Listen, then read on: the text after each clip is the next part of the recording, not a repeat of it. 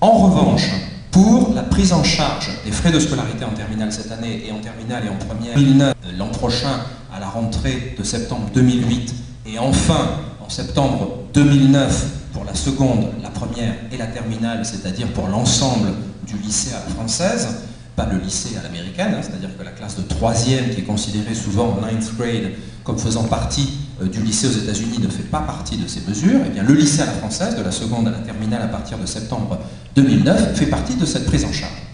Alors, la façon dont ça a été pensé, c'est que c'est une enveloppe de 20 millions d'euros à l'heure où je parle, et cette enveloppe doit couvrir l'ensemble des frais de scolarité. Si les frais de scolarité venaient à dépasser cette enveloppe, eh bien, l'administration centrale ferait une sélection et n'accorderait pas la gratuité, c'est-à-dire le remboursement de ces frais de scolarité, à toutes les familles. C'est pour ça donc que ce n'est pas un droit, il faut rentrer dans l'enveloppe globale prédéfinie par le gouvernement. Alors évidemment, une estimation assez pointue a été faite pour que ces frais soient effectivement pris en charge, et c'est pour ça, bien entendu, que le président de la République s'est senti autorisé à utiliser le mot de gratuité.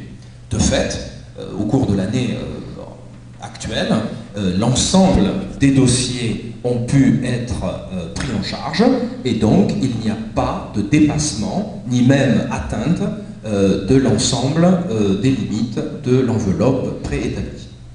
Alors, ce qui est intéressant de dire, c'est que cela n'a pas amputé les progrès de l'enveloppe dévolue aux bourses scolaires, et que le budget des bourses scolaires, qui lui aussi est préétabli, est régulièrement dépassé, et l'Agence de l'enseignement français à l'étranger reste fidèle à cet effort budgétaire, et les bourses scolaires sont toujours en dépassement de l'enveloppe préétablie. Donc vous voyez la différence de régime entre les deux.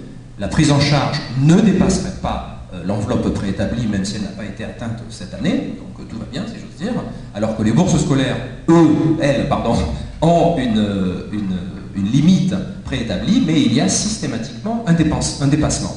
Alors là, par exemple, cette année, nous avons dépassé l'enveloppe des bourses scolaires pour l'ensemble du monde de 11 millions d'euros. Le budget initial était de 47 millions d'euros, et donc il y a eu dépassement accordé par la France, par l'administration centrale.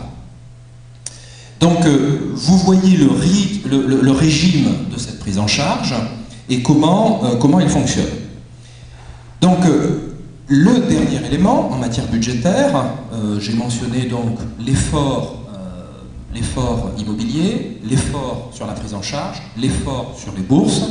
Le quatrième élément fondamental, et qui nous inquiète beaucoup, nous qui sommes à l'étranger, c'est un décret, le décret numéro 84-971, qui a été adopté le 21 décembre dernier, 21 décembre 2007, qui tend à revoir le régime des retraites des professeurs en poste à l'étranger, détachés de l'éducation nationale auprès des établissements scolaires.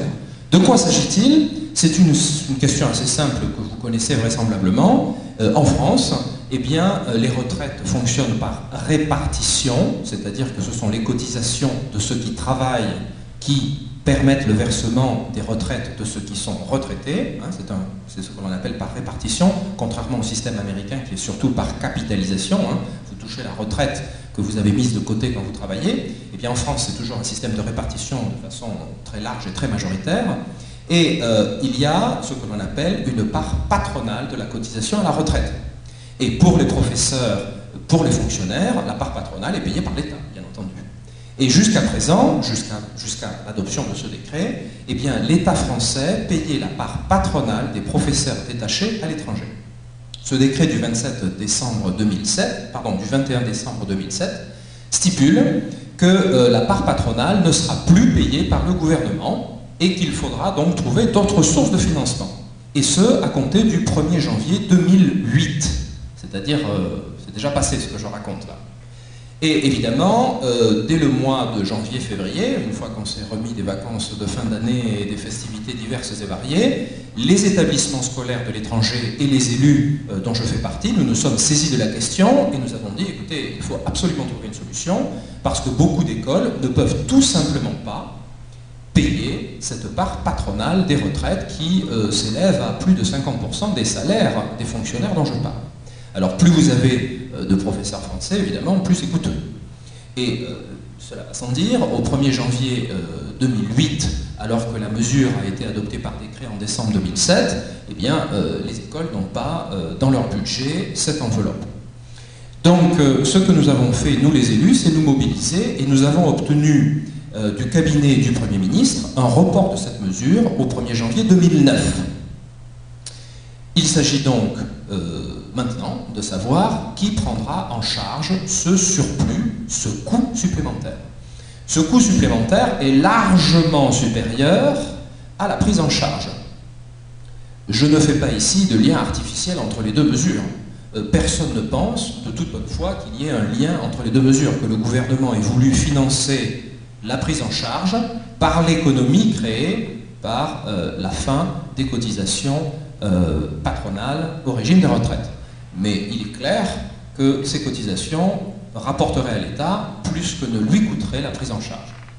Donc le débat, et je suis très engagé en première ligne sur cette affaire, avec l'ambassadeur d'abord et ensuite avec le ministère des Affaires étrangères et Bercy, le ministère des Finances, pour savoir finalement qui va prendre en charge ce surcoût pour que ce ne soit pas les établissements.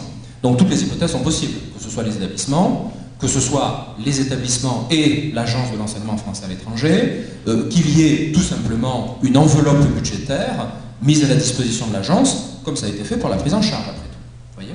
Donc voilà les 4 éléments clés du budget pour les écoles à l'étranger. Donc comme vous voyez un peu la conclusion de l'état des lieux sur l'effort financier de l'action culturelle à l'étranger, eh bien on peut dire qu'il y a une crise de croissance, c'est le moins que l'on puisse remarquer, puisqu'il y a une aide aux personnes qui est en augmentation considérable. L'aide aux personnes, c'est-à-dire aux familles. Comme je vous l'ai dit, l'enveloppe des bourses est dépassée et l'État paye, et puis mise en place de cette prise en charge. Donc on ne peut que s'en féliciter, nous à l'étranger, de voir que l'aide aux personnes est non seulement maintenue, mais en pleine croissance. L'ennui, évidemment, c'est que l'on constate une aide en baisse au regard du fonctionnement de ces écoles.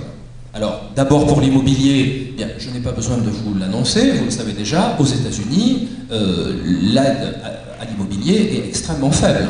Sur les 30 écoles dont je vous ai parlé jusque-là, eh bien, elles doivent organiser des levées de fonds, elles doivent trouver le financement pour de nouveaux locaux. Nous sommes ici dans un magnifique théâtre. Vous savez que l'État ne prend pas en charge, et de beaucoup s'en faut, l'ensemble des frais que cela suppose. Donc première chose, et ça nous affecte nous particulièrement aux États-Unis, en fait l'État fait des efforts considérables en matière immobilière, mais pas aux États-Unis. Et à nouveau, il va sans dire que cette question des retraites des professeurs est un élément préoccupant pour les établissements. Alors quelles sont les perspectives d'avenir? Comment faire face à tout ce débat? Comment faire face finalement au succès des écoles françaises à l'étranger?